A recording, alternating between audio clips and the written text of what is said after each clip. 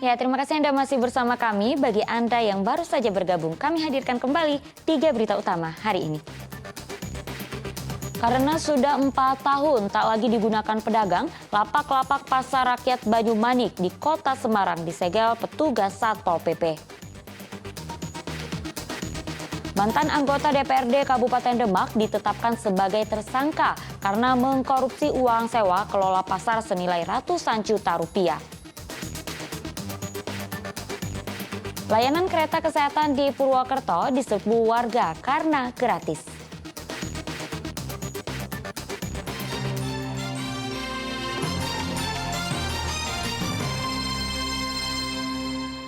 Ya, berbeda dengan beberapa wilayah di Jawa Timur yang mengalami kelangkaan gas LPG 3 kg. Di Kota Semarang, pasokan gas subsidi masih terbilang aman. Namun di tingkat pengecer, harga LPG 3 kg dijual Rp21.000 per tabung, lebih mahal Rp3.000 dari harga eceran tertinggi. Gas LPG 3 kg akhir-akhir ini mulai langka di berbagai daerah. Puluhan warga pun kesulitan mendapatkan gas subsidi. Namun di Kaligetas, Kota Semarang, stok LPG 3 kg masih terbilang aman dan tercukupi.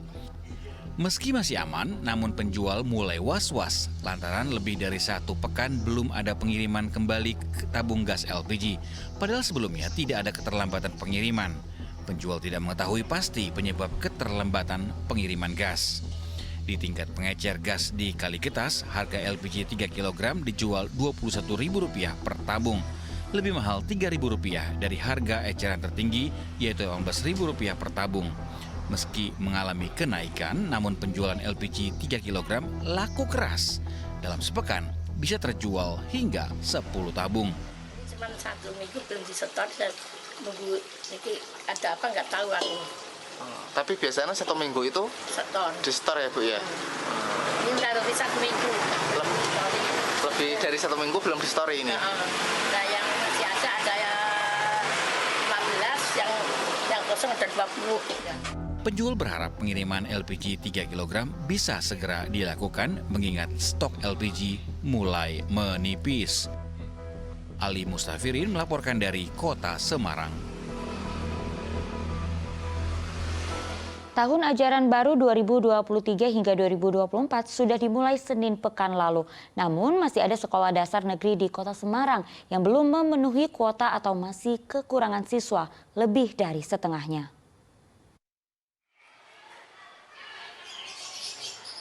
Awal masuk sekolah di Kota Semarang dimulai pada Senin pekan lalu. Namun, hingga kini masih saja ada sekolah di Kota Semarang yang kekurangan peserta didik lebih dari setengahnya. Seperti di SD Negeri Peleburan 2 Semarang, dari kuota yang disediakan 28 siswa, baru terisi 11 siswa saja. Meski begitu, proses belajar mengajar di sekolah ini tetap berjalan. Tidak hanya tahun ajaran 2023-2024 ini yang kekurangan siswa, namun di tahun sebelumnya SD Negeri Peleburan 2 juga kekurangan siswa. Kelas 2 hanya terisi 14 siswa dari 28 kuota siswa yang disediakan. Banyak faktor mempengaruhi kekurangan siswa di sekolah dasar, diantaranya Kelurahan Peleburan terdapat 4 sekolah dasar negeri, jaraknya berdekatan, dan 1 sekolah swasta, sehingga siswa terpecah mendaftar ke 5 sekolah yang lain. Berbagai upaya telah dilakukan pihak sekolah saat penerimaan peserta didik baru atau PPDB agar kuota tetap terpenuhi, seperti mendatangi taman kanak-kanak dan sosialisasi kepada warga sekitar. Namun hingga hari ini kuota siswa belum juga terpenuhi. Untuk tahun ini di sekolah kita SDN Peleburan 02, alhamdulillah sudah mendapatkan 11 siswa. Dari pihak sekolah masih membuka lebar untuk peluang untuk anak-anak yang masih di luar bisa masuk ke SDN Peleburan 02. SD Negeri Peleburan 2 Semarang masih menerima siswa didik baru hingga akhir Agustus 2023 dengan harapan kuota 28 siswa bisa dipenuhi. Ali Mustafirin melaporkan dari Kota Semarang. Guna mengangkat potensi UMKM, pameran yang menampilkan beragam produk UMKM dan kerajinan digelar di Kabupaten Klaten. Produk UMKM unggulan ditampilkan, diantaranya batik kayu, kerajinan tas kulit, hingga aksesoris rajut. Pameran produk UMKM unggulan dan kerajinan ini berlangsung di Geraha Bung Karno, Kabupaten Klaten. Ajang ini menampilkan beragam produk UMKM dan kerajinan, diantaranya batik kayu, kerajinan tas berbahan kulit sapi, aksesoris rajut, mebel, hingga olahan produk makanan. Pameran diikuti sekitar 110 peserta. Mereka umumnya berasal dari wilayah Klaten dan Solo Raya. Kegiatan ini sebagai upaya mengenalkan produk UMKM unggulan kepada masyarakat umum.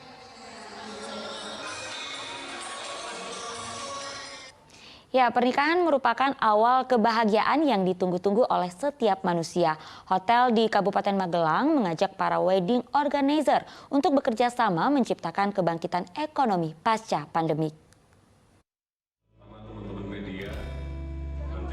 Salah satu hotel di Kabupaten Magelang mengajak para wedding organizer untuk bekerja sama membangkitkan ekonomi pasca pandemi. Pelaku usaha terdiri dari rias pengantin, art wedding, hingga bagian kuliner akan bekerja sama beroperasi setelah terdampak pandemi COVID-19. Untuk merangsang kembali wedding, bisnis wedding terutama setelah berubahnya pandemi menjadi endemi, sudah boleh jadinya kita untuk mengadakan event. Itu merupakan syukur buat kami agar kedepannya lebih bagus lagi. Yang berbeda hadiahnya, jadi kalau dulu ya wedding aja paling IO dapat komisi, kalau sekarang ada hadiah ya. Kayak tadi hadiahnya dari mulai wedding seharga 50 juta. Jadi dari revenue yang Mas ya mendapatkan emas. Untuk menumbuhkan minat bagi para calon pengantin, pihak hotel memberikan hadiah kepada para pengantin yang merayakan pernikahan di hotel. Hadiah berupa emas 10 gram, bulan madu ke berbagai kota wisata di Indonesia, hingga ke Turki. Kerjasama membuat para wedding organizer mengaku senang karena merupakan solusi untuk kembali menjalankan usahanya setelah pandemi COVID-19. Kami dari pelaku jasa, khususnya saya berias pengantin ataupun untuk acara ini sangat luar bagus untuk masukan-masukan dari pihak Atria mengajak kami dari pelaku jasa untuk rias dan untuk kerjasama, karena mungkin dari pihak hotel sini dengan acara ini kita semakin bisa maju semua untuk pasca pandemi ini. Kita berharap para